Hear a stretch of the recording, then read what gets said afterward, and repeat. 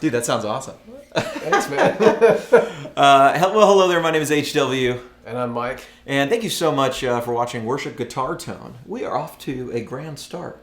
Yes, we are. Yeah, this has been great. It's so much fun. This thing, did you just hear that? It went from like kind of cleanish American to like super, like almost soup-ro, kind of tweedy, really something. Something, like kind of blown up. Yeah. Super thing. Well, play that again on these like high drive settings. Yeah.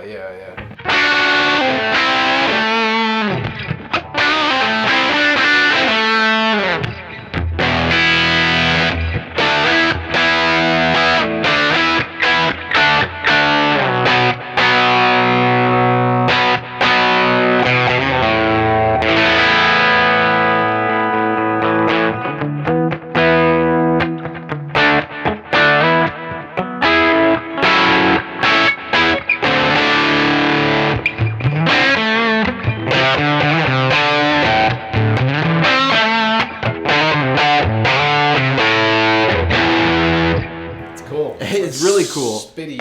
It's super American. It sounds to me like tweedy, kind of like a little bit super-y, but not quite. But like just some of that tweed kind of flavor. This is like not a pedal like the other ones we've been looking at. Correct.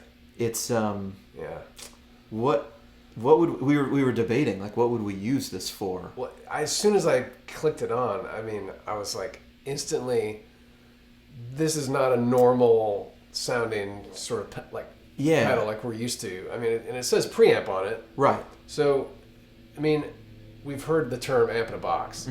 I feel like this is kind of in that territory. Yeah. This is supposed to be, I think, the Benson Chimera with like preamp. In a box. Okay. So obviously you got to run it into something else, but I think idea being if you put it into a clean amp, it's supposed to give you that thing. I had a Chimera for a while, and I think it sounded like this. I mean, it didn't sound different, but it's hard to tell because you're always putting it into something else. Right. And I never really got it this loud, or maybe I did, but you know what I mean? It's the feeling is so much different. But is the Chimera, is it a master volume amp, or is it no? So you would not really, a master volume. You would really have to and it was great. And I remember on 5 it was really loud. I had a 212 version, so it was really loud. But it was like this. It was kind of that American kind of Benson tone where like it seems to have little bits of elements of like there's like a little bit of Fender and then like a little bit of like maybe some Vox, but you know, a little Fender, a little tweed, little like kind of Supro, little just sort of in that genre, but not really quite, not a clone of anything. Okay. You know, like its own deal. Yeah. And it's very cool. At first glance, I noticed when I was playing this, it's the sort of least compressed of maybe some of these other pedals. Like we could try this. Yeah. The Benson Preamp. Here's here's your clean tone, by the way.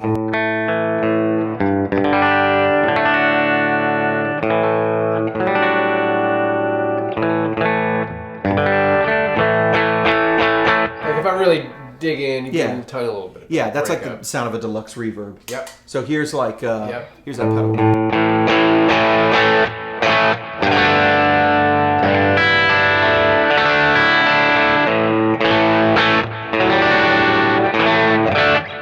So pretty typical like blues breaker kind of thing. We really like this Protein Drive. Yeah. Here's the Analog Man King of Tone. Yeah, so here's the...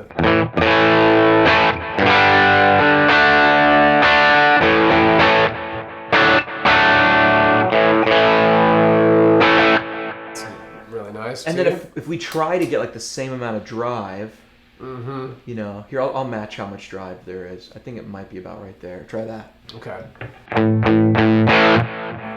Well, the King. Oh, King wait, tone, sorry. Yeah.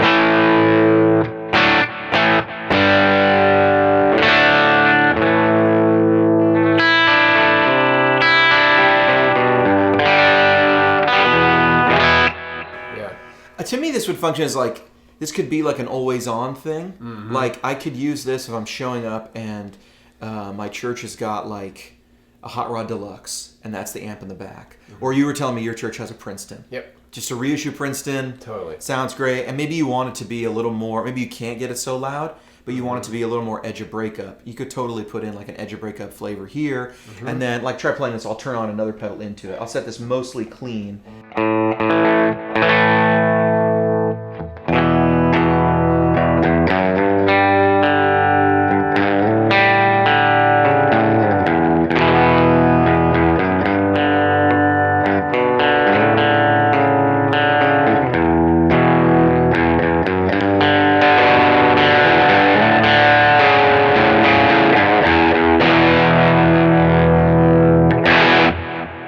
Still has the Benson kind of flavor that like almost, the reason I call it Tweedy is it's almost like kind of lo-fi in a way, you know what I mean, that almost has that like small amp like kind of explodey feel. I mean that in a good way, like a Fender 5E3 sort of way, you know what I mean? Right, yeah, absolutely. It feels really good. And you can kind of run it, like at first I was thinking, well, I just run the drive down and use it. Right. And that's the way you would use it if it was kind of an always on thing. Yeah. But then again, if you want to use it as a real sort of gnarly, overdriven small amp kind of sound, crank the drive. Crank up the gain. Let's try that. Yeah, it kind of gets.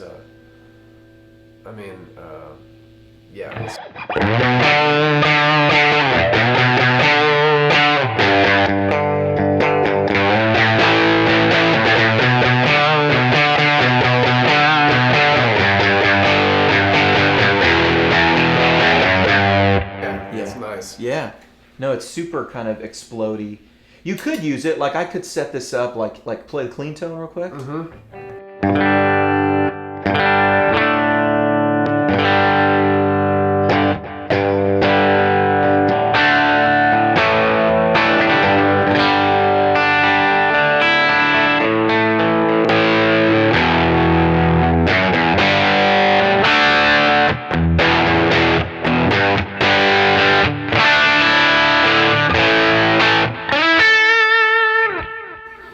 What I was gonna say was you could put it like as a clean tone. You could use something like a little more polite, like the Protein Drive, as your sort of overdriven tone, and this could be your more distorted thing. Mm-hmm. It's got such a flavor, though.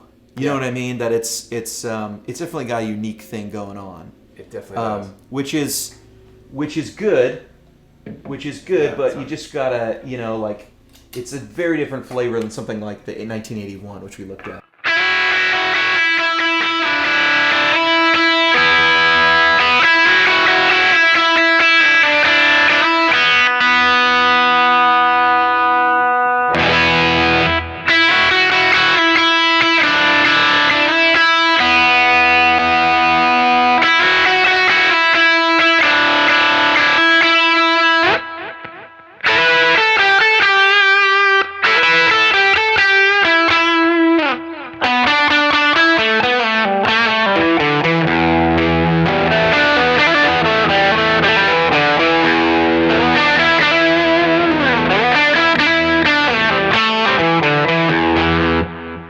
How does that feel playing those two?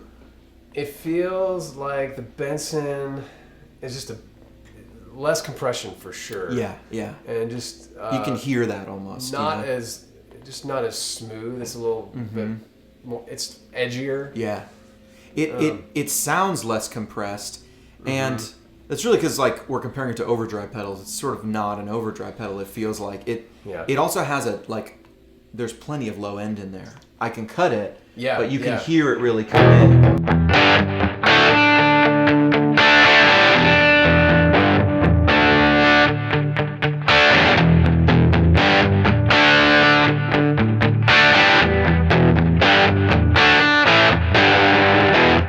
And that EQ is so nice to have. Yeah, super nice. Especially if you're, playing with a big band and the bass player is just taking up the space, and you can just dump some of that low end. It's really useful. We were talking about in the shootout video.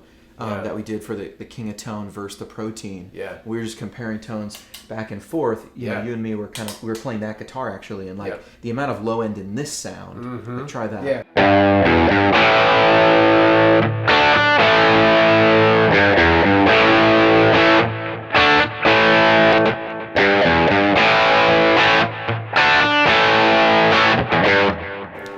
That amount of low end, can be like too much. Absolutely. And the King of Tone neither the Protein nor the King of Tone give you the ability to take out low end. Yeah. But the King of Tone just is taking it out for you.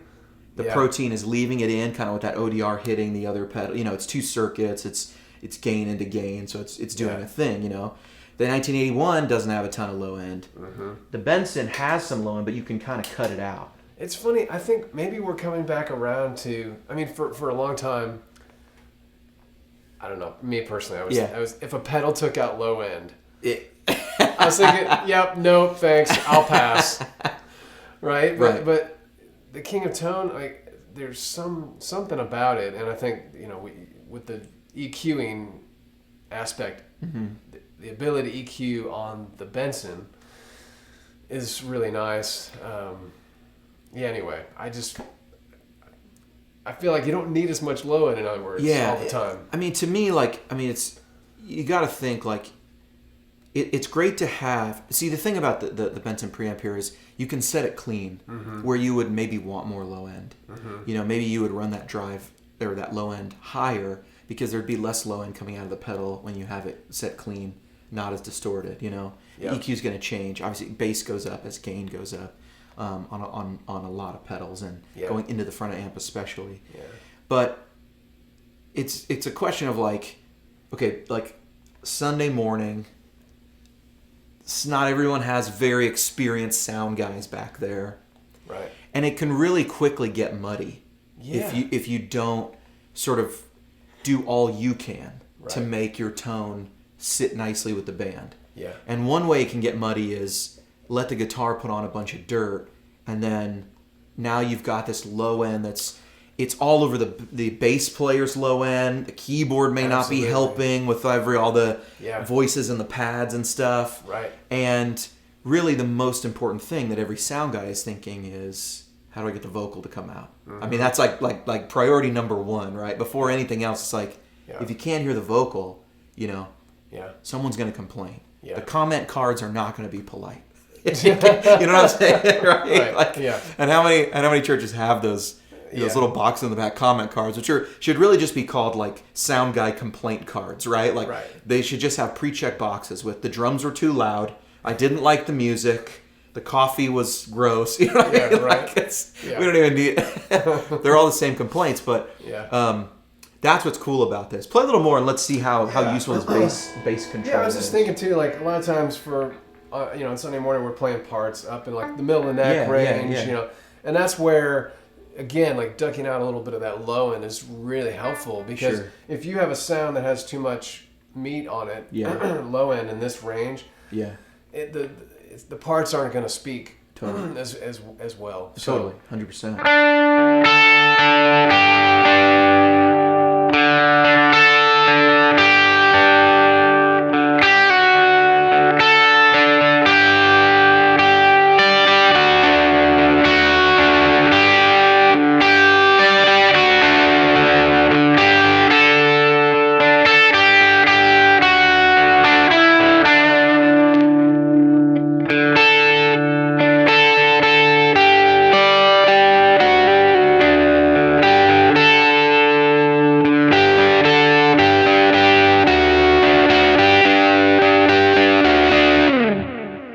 Now that, like, if you had hit a bass string, you'd hear it, like, for sure. But that's a good example of just not even playing the low stuff. Yeah. How the low end makes your guitar sound kind of bigger or smaller or get all that thinness and stuff in there. Yeah. Or just all that sort of bulk. You know what I mean? Mm-hmm. Let me try this with the Strat. Let's see how it sounds. Absolutely.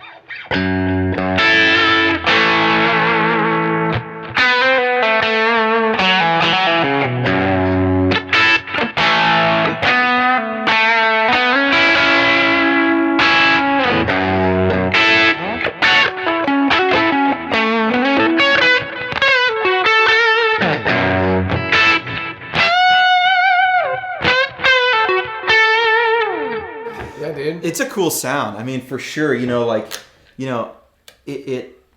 It feels like an amp in the sense of I really enjoy the amount of compression that you can really appreciate with like single coils, and then jumping to, a humbucker. And one of the things I look for in like all guitars is I always want pickup positions to sound good.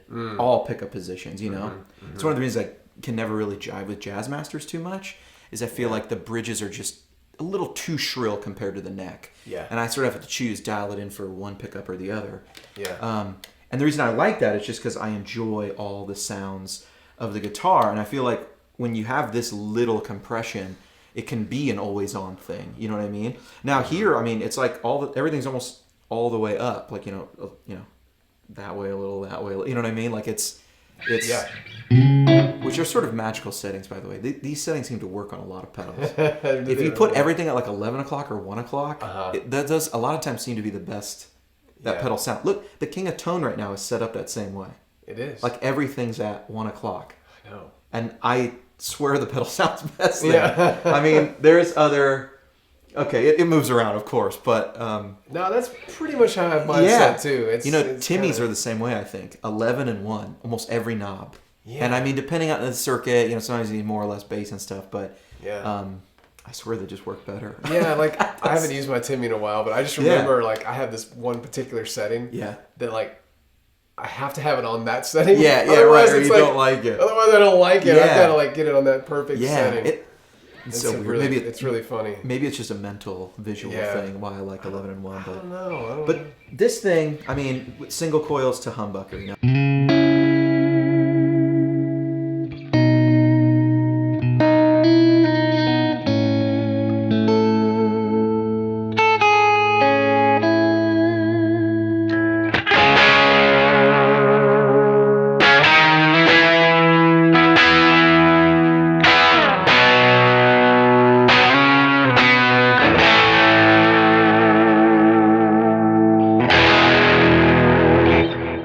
totally just use those as your different sounds without even touching the pedal.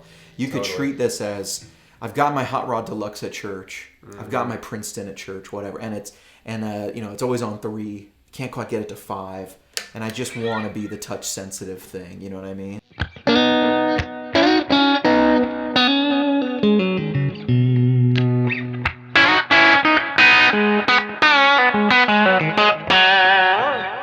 You could totally go there, you know what I mean? Yeah. And just leave it like that. Then you can use boosts and stuff or whatever. It can totally work for that. Yeah. That's why this one's unique. Of everything on this board, everything else is a pedal. Yeah. This I do think deserves the name preamp. Mm-hmm. You know what I mean? I totally agree. It's just it's bold. It's in your face. Yeah. And it has that beautiful ability to gain up. Yeah, and it might be the most unique sound. It has a unique sound. It might be the most unique on this board. It's not the most high-tech. Yeah. The Broken Arrow will probably end up being the most high-tech in terms of all things it can do. Right. But everything on this board borrows from classic sounds, I think. Mm-hmm. But this one is really something by itself. Mm-hmm. You know what I mean? Yeah. And it's a heck of a lot cheaper than a Benson amp. It sure is. It really is a lot cheaper. It sure is. Yeah. What do they ask? What's the asking price for that? Man, I think these go for about $300 or something. They're not cheap. Okay. They're not cheap. Yeah. They're readily available. You can get them. There's been some different colorways too, but it's not like the 1981 or the King of Tone, where a different color somehow is a 20% premium. Yeah. You'd think there must be something different going on inside. It's a totally different circuit, actually. Right. That's got to be true one of these days. Yeah, right. But no, there's no waiting list like the King of Tone. So how cool could it really be if there's no waiting list? That's right. You could just go out and buy them. Then it's really just a pedal for the peasants. I mean, we're kidding. But no, it's really great. Would you buy this? I would. I dig amp and box pedals. I think I've used some of the Menatone stuff in the past, and he kind of has a few of that style. I think even like some of the ZVEX. Mm-hmm. Oh yeah, they do have. They have is an the amp. Boxer Rock kind of a it's like a Marshall. Yeah, I would call that They also have the 1 watt ZVEX amp, which is literally an amp that you could fit in Yeah. Any box, really. I mean, most box. Yeah. It's so small, right? Okay, take yourself out of take off your Sunday morning hat, put on your studio hat. Okay. Yep.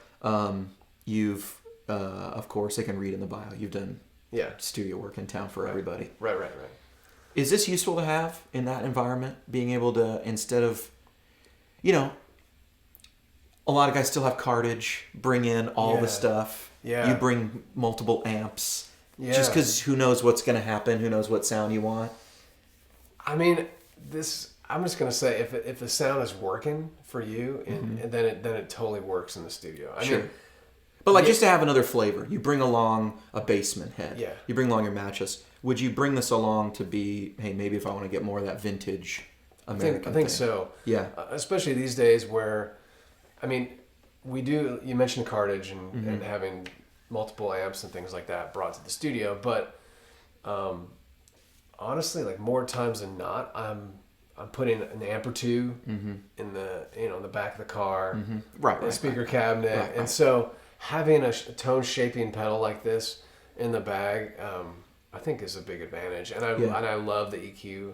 Yeah. On it again. Did I say I really like the EQ? No, it's a huge thing to have, especially switching guitar to guitar. Yeah. We'll talk about in the future the important role of how a prism can be used or just an EQ in the front.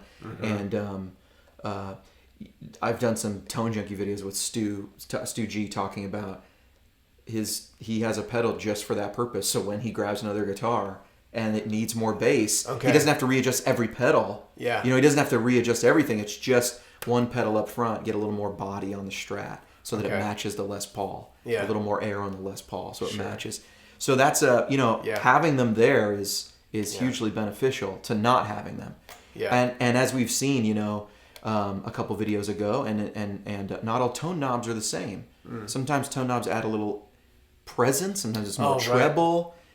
So the more EQ, the better, I think. I'd love if every pedal had a 3-band EQ. Yeah. And this one's got a 2-band EQ, and it sounds good. You know what I'm saying? It sounds, you can cut the bass way out and give yourself like that more thin thing. That actually sounds. I cut the treble out. Yeah. Yeah.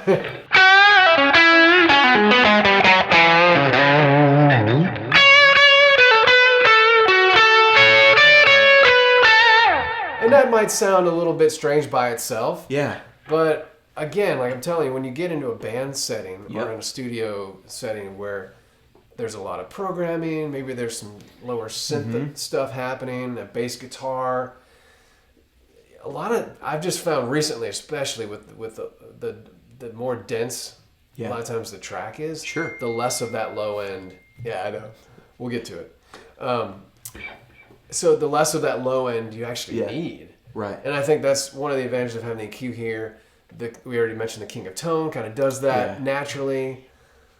Yeah, totally. And who's playing this style of music and it isn't a dense mix?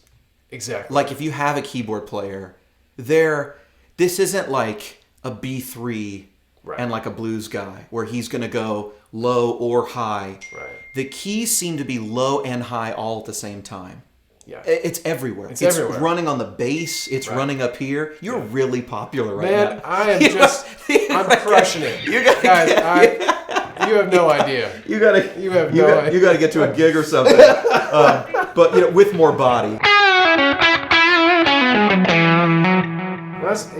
That's awesome. Yeah, and cutting it all out.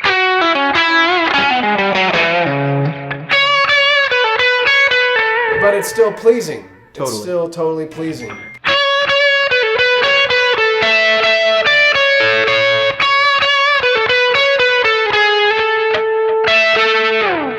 Pedals that comes to mind that has this setup on it that I use, and I've been using it for years, is that old white RC booster from Exotic. Yeah. That's a favorite of a lot of people. It's just useful. It's just useful. Yeah. It has you can gain it up. It'll get a nice little grind, but you can also. We are like competing with so much. Your phone is going off. My gardener decided to come today. Hey, whatever. if you're in the area, come on by. Yeah, just come by. Just knock on the door. Yeah. It's fine. Yeah. No, so anyway, it just reminds me a tiny bit of that. I mean, obviously it's it's totally different animal, but Yeah. Yes. I give it a thumbs up. Me too. I think it's great. It's unique on this board. Yeah. But it's received a lot of hype, so Yeah. it deserves to be on the hype board. Yeah, and it just sounds good. It does just sound good. Like, you can grain it up, but you can also bring the drive down. Yeah. And it just sounds good. Yeah. It totally does. Yeah. I'll let you play us out. Okay.